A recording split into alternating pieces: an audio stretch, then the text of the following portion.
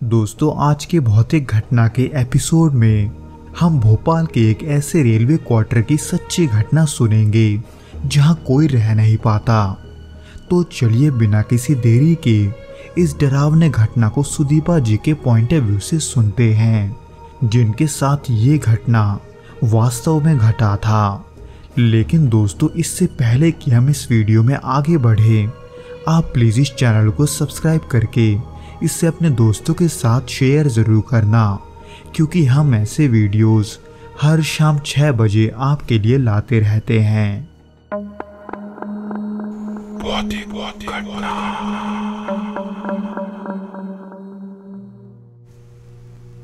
ये बात आज से तकरीबन 10 साल पहले की है।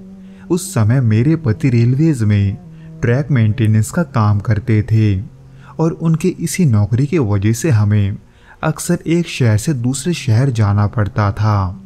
उसी दौरान हमें भोपाल में एक नया क्वार्टर अलॉट हुआ। उस क्वार्टर में 2 छोटे कमरे, एक रसोई, एक बाथरूम और एक संकरा सा स्टोर रूम था। शुरू के कुछ दिन तो सामान्य थे। हर सुबह मैं उठती, किचन में चाय बनाती और अपनी खिड़की से सूरज की किरणों को देखती थी। लेकिन धीरे धीरे कुछ ऐसा घटने लगा जिसे नज़रअंदाज करना मुश्किल हो गया। हमारा क्वार्टर जिस बिल्डिंग में था, वहां प्रवेश करने के लिए एक पैसेज पार करना पड़ता था, जहां बहुत ही कम रोशनी थी। उस पैसेज में अक्सर अजीब सी सर्द महसूस होती थी और कभी कभी वहां के दीवारों में खून के छींटों के निशान दिखते थे। हालांकि शुरुआत में मुझे ऐसा लगा था कि वो कोई रंग होगा, पर जब भी मैं उसे साफ करती थी, कुछ समय बाद वो निशान वापस आ जाते थे। इसी बीच एक रात जब मेरे पति नाइट शिफ्ट पर गए थे और मैं घर में अकेली थी, तब यही करीब रात के 1:30 बजे मुझे ऐसे लगा जैसे किचन में कोई तो है, क्योंकि किचन से मुझे बर्तनों के टकराने की आवाज़ आ रही थी। इसलिए मुझे ऐसा लगा कि शायद से घर में बिल्ली घुस आई होगी। पर जब मैंने किचन में जाकर देखा तो वहां कुछ नहीं था। पर इसकी सबसे अजीब बात यह थी कि जैसे ही मैं कमरे में वापस आई, मुझे लगा जैसे किसी ने मेरे कंधे पर हाथ रखा है। पीछे मुड़कर देखा तो वहां कोई नहीं था। ये मेरी दिमागी भ्रम भी हो सकती थी, पर मुझे इस पर यकीन इसलिए था क्योंकि मेरे कंधे का वो हिस्सा गीला था जहां मुझे किसी का हाथ महसूस हुआ था। उस रात के बाद ये घटनाएं और भी बढ़ने लगी। उसी बीच एक रात जब मैं अपने दोनों बच्चों को सुला चुकी थी, अचानक मुझे स्टोर रूम से किसी के फुसफुसाने की आवाज आई, जिसको सुनते ही मेरे दिल की धड़कन तेज हो गई, क्योंकि उस समय उस घर में मेरे और मेरे बच्चों के अलावा कोई नहीं था। तो ऐसे में स्टोर रूम में कौन हो सकता है? ये सवाल अब मुझे डराने लगा था।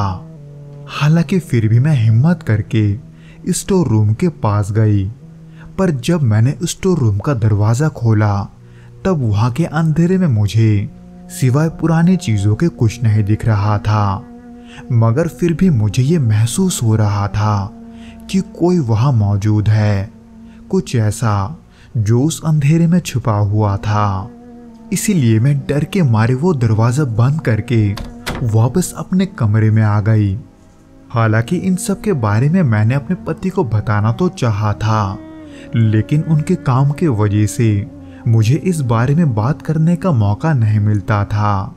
पर एक दिन जब हमें वहां रहते हुए कुछ हफ्ते हो चुके थे, तब एक दोपहर में अपने पति और बच्चों के साथ खाना खाकर बाहर गई थी।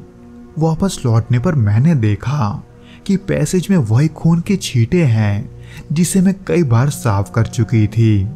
इसलिए उसको दिखाते हुए मैंने अपने पति को इन सब के बारे में सब कुछ बता दिया।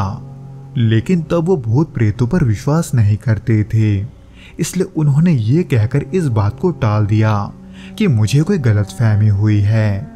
लेकिन मैं ये अच्छे से जानती थी कि ना तो मुझे कोई गलतफहमी हुई है और ना ही ये कोई वहम है, पर फिर भी मैंने कुछ दिनों तक कुछ नहीं बोला।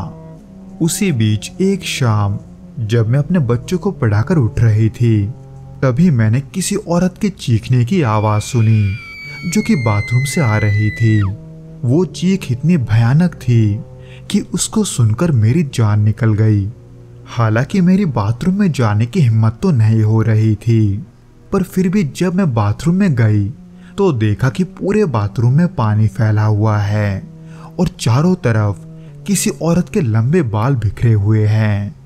इस भयानक नज़ारे को देखते ही मेरा गला सूख गया था और मेरी सांसें तेज होने लगी थी। मैं इतना डर गई थी कि मैं बता नहीं सकती। मैंने वो पूरी रात अपने बच्चों को गले से लगा कर रखा था। फिर जैसे ही सुबह हुई और जब मेरे पति घर आए तो मैंने उन्हें बाथरूम का वो नज़ारा दिखाया जिसको देखकर डर के मारे मैं रात को सोई नहीं थी। बाथरूम के हालात को देखकर आखिरकार मेरे पति को मुझ पर यकीन आ गया था, इसलिए वो उसी दिन जाकर मंदिर के एक पुजारी को घर ले आए, जिन्होंने घर के शांति के लिए एक छोटा सा पूजा किया, बिल्कुल वैसे जैसे हम सभी अपने घर में करते हैं।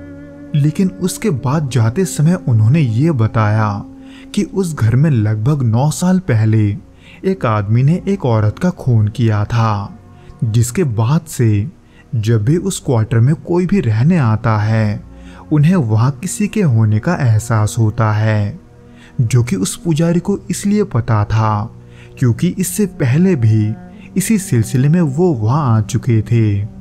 जिसको सुनकर मैंने और मेरे पति ने ये फैसला किया कि हम उस क्वार्टर को छोड़ देंगे, क्योंकि ये जानने के बाद कि उस क्वार्टर में खून हुआ था हम वहां और नहीं रुकना चाहते थे।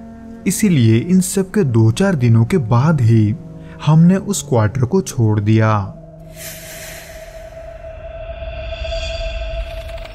तो दोस्तों, ये तो था वो घटना जो कि सुदीपा जी के साथ घटा था। उम्मीद करता हूँ कि आपको ये पसंद आया होगा, और अगर आया हो तो प्लीज़ इस वीडियो को लाइक करके इसे अपने दोस्तों के साथ शेयर ज़रूर करना और हमें कमेंट करके ये ज़रूर बताना कि आपको ये वीडियो कैसा लगा।